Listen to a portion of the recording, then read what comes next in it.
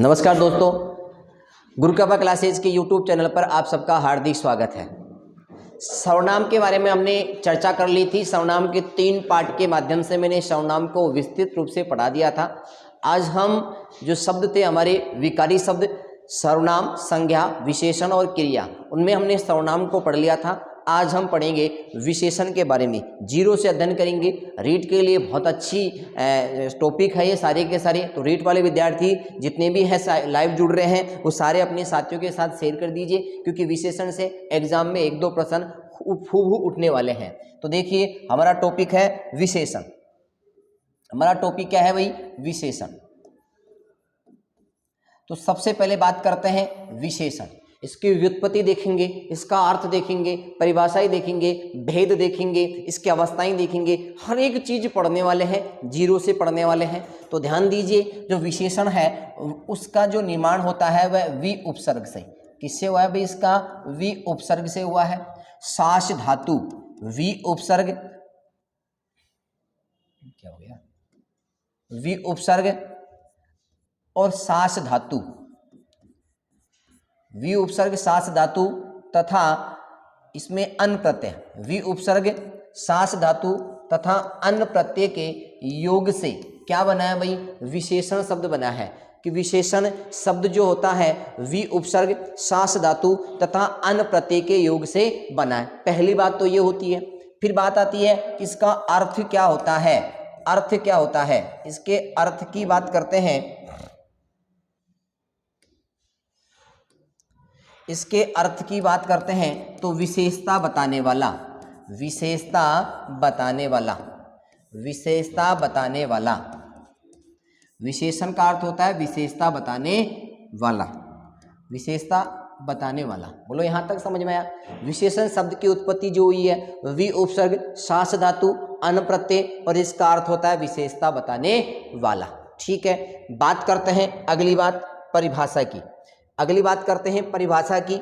इसकी परिभाषा हम देखते हैं तो परिभाषा होती है वे शब्द। ध्यान रखना, कई विद्यार्थी संज्ञा व सर्वनाम की विशेषता बताने वाले को विशेषण कहते हैं करते हैं। ध्यान देना, संज्ञा व सर्वनाम की विशेषता बताने वाले को विशेषण नहीं कहते हैं। मैं आपको बता रहा हूं, वे शब्द, बस इतना सा अंतर है। वे शब्द जोड़ना है केवल। संज्ञा व सर्वनाम की विशेषता बताने वाले को तो क्या कहते हैं? विशेष्य कहते हैं। और वे शब्द जो संज्ञा व सर्वनाम शब्दों की विशेषता बताते हैं उन्हें विशेषण कहते हैं। तो ध्यान देना, मैं यहाँ पर लिख रहा हूं वे शब्द जो संज्ञा तथा सर्वनाम, संज्ञा तथा सर्वनाम शब्दों की विशेषता बताने वाले। वे शब्द जो संज्ञा तथा सर्वनाम शब्दों की विशेषता बताने वाले, शब्दों की विशेषता बताते हैं। वे शब्द जो संज्ञा तथा सर्वनाम शब्दों की विशेषता बताते हैं उन्हें क्या कहते हैं? उन्हें विशेषण कहते हैं। बोलो, समझ में आया? संज्ञा व सर्वनाम की विशेषता बताने वाले को विशेष्य कहते हैं, और वे शब्द जो संज्ञा व सर्वनाम शब्दों की विशेषता बताते हैं उन्हें विशेषण कहते हैं। ये आपको समझ में आ गया होगा। चलो अगला पार्ट चलते हैं। दूसरी बात, कामता प्रसाद गुरु ने इसकी अलग परिभाषा दी थी।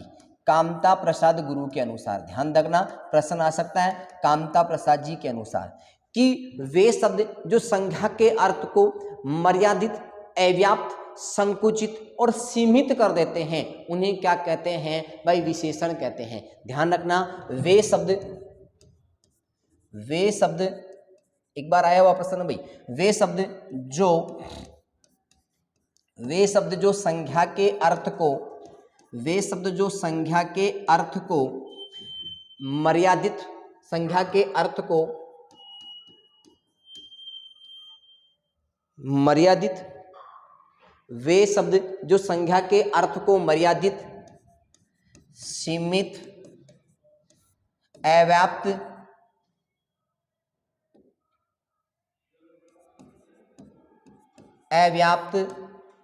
संकुचित, वे शब्द जो संज्ञा के अर्थ को मर्यादित, सीमित, अव्याप्त, संकुचित कर देते हैं उन्हें विशेषण कहते हैं। उन्हें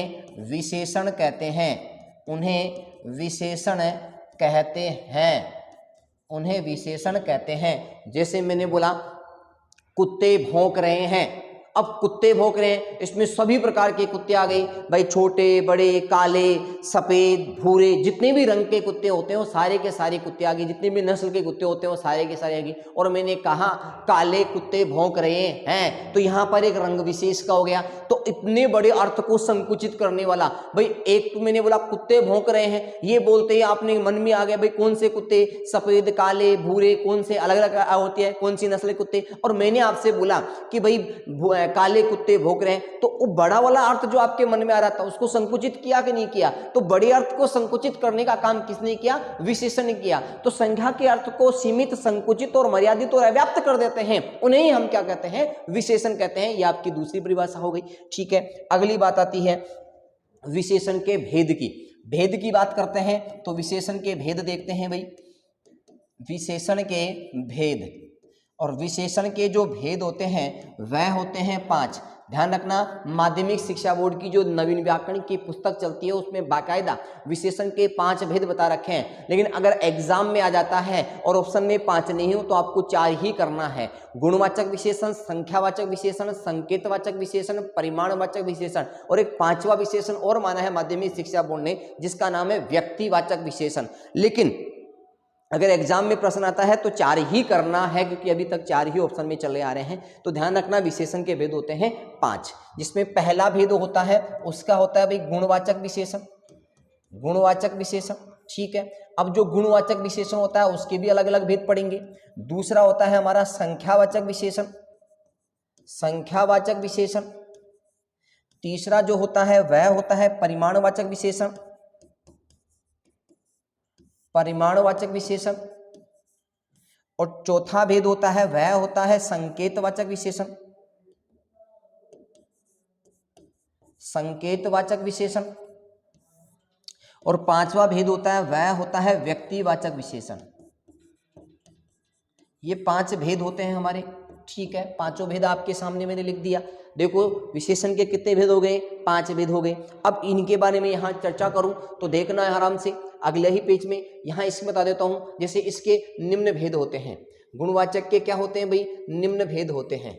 गुणवाचन के निम्न भेद होते हैं। अब गुणवाचक के जो निम्न भेद होते हैं वह कौन कौन से होते हैं? जैसे बताइए कौन कौन से होते हैं? एक तो होता है गुणबोधक, एक तो होता है गुणबोधक,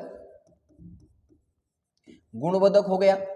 दूसरा हो गया स्वादबोधक, गुणबोधक, स्वादबोधक। तीसरा हो गया स्पर्शबोधक, स्पर्शबोधक। चौथा हो गया दोषबोधक, दोषबोधक। पांचवा हो गया दिशाबोधक, दिशाबोधक। और छठा हो गया आकारबोधक।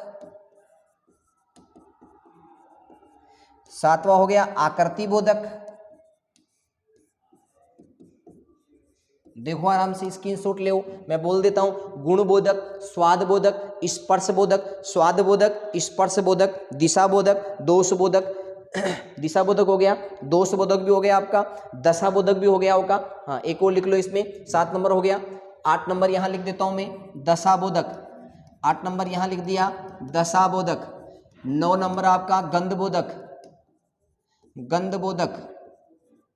निम्न भेद होते हैं इसके लगभग 11 व 12 भेद होते हैं, जिसमें आपको कितने भेद मैंने आपको लिखवा दिया, देख सकते हो आप लोग। आकार हो गया, कालबोधक हो गया, स्वाद हो गया, दिशाबोधक हो गया। देखो गुणबोधक, स्वादबोधक, स्पर्श, दोष, दिशा, आकार, आकृति, गंध, दशा। और एक और लिख लो कालबोधक। देखो यह आपका क्या हो गया भाई? कालबोधक। ये क्या है? हमारे गुणवाचक विशेषण के भेद होते हैं। तो ध्यान रखना, मैंने कहा विशेषण के भेद कितने? 5। इनमें से गुणवाचक विशेषण का भेद है या नहीं है? देखो गुण, स्वाद, स्पर्श, दोष, दिशा, आकार, आकृति, दशा, गंध, कालबोध, इन सब के बारे में विस्तार से चर्चा करने वाला हूं। और आपको पता है कि जो रीट की एग्जाम मंतलिक बोर्ड लेने वाली है वो ऐसे ही प्रश्न उठाएगी, सीधे प्रश्न यहां से नहीं उठाएगी, क्योंकि उन्हें बच्चों को क्या करना है कि जो प्रतियोगिता परीक्षाएं उनमें बच्चों को छांटना होता है, तो ऐसे प्रश्न यहाँ उठाने वाली है, यहाँ से प्रश्न पूछने वाला है। स्पर्शबोधक क्या होता है, दोषबोधक क्या होता है, दशाबोधक क्या होता है, आकार आकृति। अब आपको सुनते लग रहा होगा कि गुरुजी आकार आकृति तो एक होता है ना, इसका विस्तार से चर्चा करने वाला हूं। यह आपका किसमें हो गया भाई, गुणवाचक में हो गया, सबको दिख रहा होगा। 8 10 भेद 11 भेद मैंने आपको बता दिया। अगली बात आती है अपनी संख्यावाचक की। दूसरा हमारा आता है संख्यावाचक विशेषण। दूसरा आ गया भाई संख्यावाचक विशेषण। अभी मैं केवल और केवल इनकी विस्तार से चर्चा नहीं कर रहा हूं, मैं केवल इनका बेसिक बता रहा हूं कि ये हम पढ़ने वाले हैं। अब संख्यावाचक विशेषण होता है, वह भी कितने प्रकार का होता है, 2 प्रकार का होता है। एक तो होता है निश्चित संख्यावाचक, एक तो कौन सा होता है भाई, निश्चित संख्यावाचक। ध्यान देना भाई, निश्चित संख्यावाचक, और एक होता है अनिश्चित संख्यावाचक। निश्चित संख्यावाचक और एक होता है अनिश्चित संख्यावाचक। अनिश्चित संख्यावाचक, ठीक है।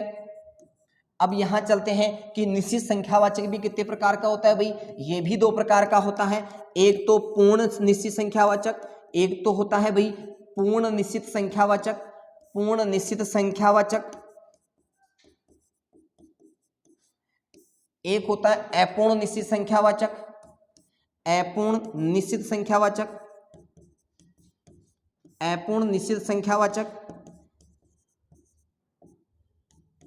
अपूर्ण निश्चित संख्यावाचक। ध्यान रखना, संख्यावाचक विशेषण पढ़ रहे हैं, संख्यावाचक विशेषण में हम 2 पढ़ेंगे, निश्चित संख्यावाचक और अनिश्चित संख्यावाचक। मैं ये भी बताऊंगा संख्यावाचक क्या होता है, निश्चित संख्यावाचक क्या होता है, अनिश्चित क्या होता है। अब निश्चित संख्यावाचक कितने प्रकार का होता है, 2 प्रकार का, पूर्ण निश्चित संख्यावाचक, अपूर्ण निश्चित संख्यावाचक। मैं ये भी बताऊंगा पूर्ण निश्चित संख्यावाचक क्या होते हैं, अपूर्ण निश्चित संख्यावाचक क्या होते हैं। मैं सीधा सा बता दूं, जैसे बिना दशमलव तथा दशमलव, बिना दशमलव और भिन्न की संख्या, दशमलव और भिन्न की संख्याएं तो किस में आएगा, अपूर्ण निश्चयवाचक। और बिना दशमलव और भिन्न की संख्याएं तो किस में आएगा, पूर्ण निश्चित संख्यावाचक। अब पूर्ण निश्चित संख्यावाचक में भी क्या है, इसके भी अलग अलग भेद है, इसके निम्न भेद है भाई, इसके भी निम्न भेद है। अब निम्न भेद कौन सा भाई, जल्दी से बताओ। इसमें एक तो गणना बोधक,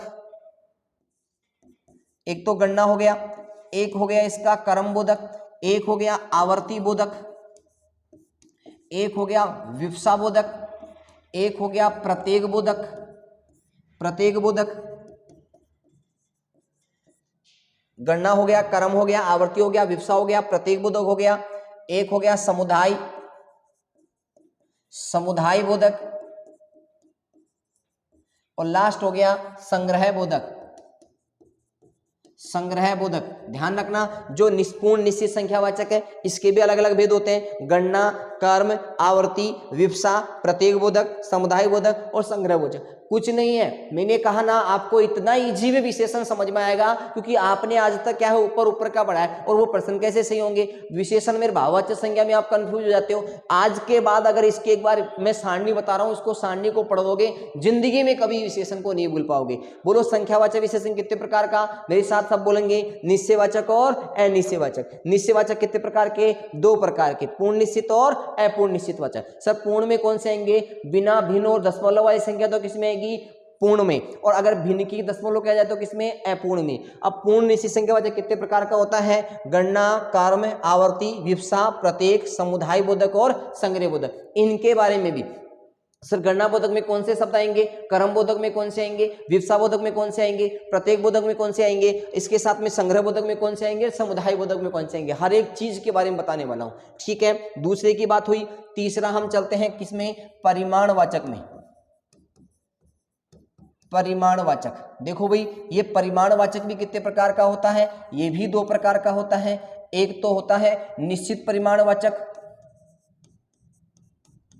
निश्चित परिमाणवाचक, निश्चित परिमाणवाचक, और दूसरा होता है अनिश्चित परिमाणवाचक। निश्चित परिमाणवाचक और अनिश्चित परिमाणवाचक। अनिश्चित परिमाणवाचक, ठीक है। परिमाणवाचक में आपको क्या बताना है, माप बताना है, तोल बताना है और नाप बताना है। ध्यान रखना, माप तो क्या होती है, तरल पदार्थ में, ठीक है। माप तो किस में आती है, तरल पदार्थ में। अब तरल पदार्थ में बोले तो जैसे लीटर में, ये तो किस में आएगी, लीटर में। ये किस में आता है, ठोस में, ठीक है। ये ठोस में आता है। ठोस में बोले तो क्या, केजी, ठीक है।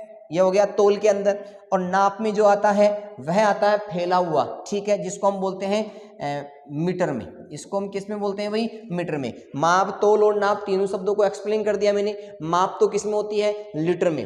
तोल किस में होती है? ठोस जो केजी में होता है। और नाप किस में होता है? मीटर में होता है। नाप तो किस में? मीटर में। तोल किस में? केजी में। और माप किस में? लीटर में। कोई दिक्कत है किसी को? आ गया होगा तुम लोगों को समझ में। चलो आगे देखते हैं। परिमाणवाचक दो प्रकार के हो गए, निश्चित परिमाणवाचक और अनिश्चित परिमाणवाचक, ठीक है। इसके आगे चलते हैं हम संकेतवाचक। संकेतवाचक, संकेतवाचक भी कितने प्रकार के होते हैं भाई? दो प्रकार के होते हैं, एक तो मौलिक और एक यौगिक। मौलिक संकेतवाचक और एक यौगिक संकेतवाचक। यहां तक आपको हुआ, व्यक्तिवाचक के कोई भेद नहीं होते हैं। वापस से मैं आपको बता देता हूं, वापस देख लीजिए, रिपीट कर लीजिए इस चीज को। वापस आइए, देखो विशेषण की उत्पत्ति वी उपसर्ग सास धातु तथा अन्य प्रत्यय के योग से हुई है, जिसका अर्थ होता है विशेषता बताने वाला। और वे शब्द जो संज्ञा व सर्वनाम की विशेषता बताते हैं उन्हें विशेषण कहते हैं। संज्ञा व सर्वनाम की विशेषता बताने वाले को विशेषण नहीं कहते हैं, संज्ञा सर्वनाम की विशेषता बताने वाले को विशेष्य कहते हैं। आगे देखो, मैंने आपको बताया कामता प्रसाद गुरु ने क्या कहा कि वे शब्द जो संख्या के अर्थ को मर्यादित कर दे, सीमित कर दे, अव्याप्त कर दे, संकुचित कर देते हैं, उन्हें हम विशेषण कहते हैं। इसका एग्जाम्पल मैंने आपको बता दिया है। चलो आगे देखिए, विशेषण के 5 भेद होते हैं। अगर 5 ऑप्शन में नहीं आए तो अभी तक आपको 4 ही करना है, क्योंकि माध्यमिक शिक्षा बोर्ड में 5 बता रखे हैं, 5वां भेद और बता दिया गया। मैंने 5 भेद आपके सामने लिखा। गुणवाचक जो विशेषण होते हैं उसके निम्न भेद मैंने आपको बताए कि गुणबोधक भी होता है, स्वाद बोधक, स्पर्श बोधक, दोष बोधक, दिशा बोधक, आकार बोधक, आकृति बोधक, गंध बोधक, दशा बोधक और काल बोधक। ये सारे किसमें बताए मैंने आपको? गुणवाचक में बताई। इसकी विस्तार से चर्चा भी करने वाले हैं। दूसरा मैंने कहा संख्यावाचक में हम 2 प्रकार से पढ़ेंगे, निश्चित संख्यावाचक और अनिश्चित संख्यावाचक। निश्चित संख्यावाचक में हम 2 प्रकार से पढ़ेंगे, एक पूर्ण निश्चित संख्यावाचक और एक अपूर्ण निश्चित संख्यावाचक। पूर्ण निश्चित संख्यावाचक में बिना भिन्न व दशमलव की संख्याएं आएंगी, और दशमलव और भिन्न की संख्या किसमें आएगी? अपूर्ण में आएगी। इसमें गणना, इसके 7 भेद होते हैं, गणनावाचक, क्रमबोधक, आवर्ती, विवक्षा, प्रत्येक, समुदाय और संग्रह बोधक, ठीक है। इसके आगे हमने पढ़ा परिमाणवाचक भी 2 प्रकार का होता है, निश्चित परिमाणवाचक और अनिश्चित परिमाणवाचक। परिमाणवाचक में हम 3 चिन्हों का अध्ययन करेंगे, माप का, तोल का और नाप का। माप तरल चीज होती है जिसको हम लीटर में नापते हैं, तोल ठोस होती है जिसको हम केजी में नापते हैं, और मीटर जो होता है वो किस में आता है भाई? नाप में होता है। इसके आगे हमने संकेतवाचक देखा। संकेतवाचक भी 2 प्रकार का होता है, मौलिक संकेतवाचक और यौगिक संकेतवाचक। कहीं आपको कोई दिक्कत आई है क्या? चलो अगले पेज में देखते हैं। एक चीज और बता देता हूं, क्योंकि ज्यादा हमारे पास आपको इसमें नहीं है, आज थोड़ी छोटी क्लास रहेगी। विशेषण और विशेष्य में क्या अंतर है? विशेषण और विशेष्य में क्या अंतर है आप सबको पता है। विशेषण और विशेष्य किसे कहते हैं भाई? जिसकी विशेषता बताई जाए, जिसकी विशेषता बताई जाए, जिसकी विशेषता बताई जाए, जिसकी विशेषता बताई जाए वह तो किस में आएगा? विशेष्य में। और जो विशेषता बताई जाए, जो विशेषता बताई जाए, जो विशेषता बताई जाए, जो विशेषता बताई जाए वो किस में आएगा? विशेषण में आएगा। और जिसकी विशेषता बताई जाए वो किस में आएगा? विशेष्य में आएगा। आज के लिए हम इतना ही पढ़ेंगे। कल से प्रत्येक टॉपिक की हम विस्तार से चर्चा करने वाले हैं। इसके आगे जो हमारा वीडियो होगा वो आर्ट एंड कल्चर का 10 दिवसीय हम अभ्यास प्रश्नोत्तरी चलाए हुए हैं। सभी साथी 9 बजे वाली क्लास में प्लीज, सबसे मेरा अनुरोध है एक बार उस क्लास से जरूर जुड़े। 10 दिन में केवल छोटी सी आपके 50 मिनट 40 मिनट की मेहनत से आपका 10 दिन में आर्ट एंड कल्चर का पाठ समाप्त हो रहा है। तो मेरा यही निवेदन है, आप सब लोग 9 बजे वाली क्लास में जरूर से जरूर जुड़े, क्योंकि आप 10 दिन जुड़ जाओगे तो आपकी आर्ट एंड कल्चर वाली जो विषय वस्तु है वो क्या हो जाएगी? समाप्त हो जाएगी। आज के लिए इतना ही काफी है, ठीक है। अगली क्लास हम बाद में देखेंगे। धन्यवाद।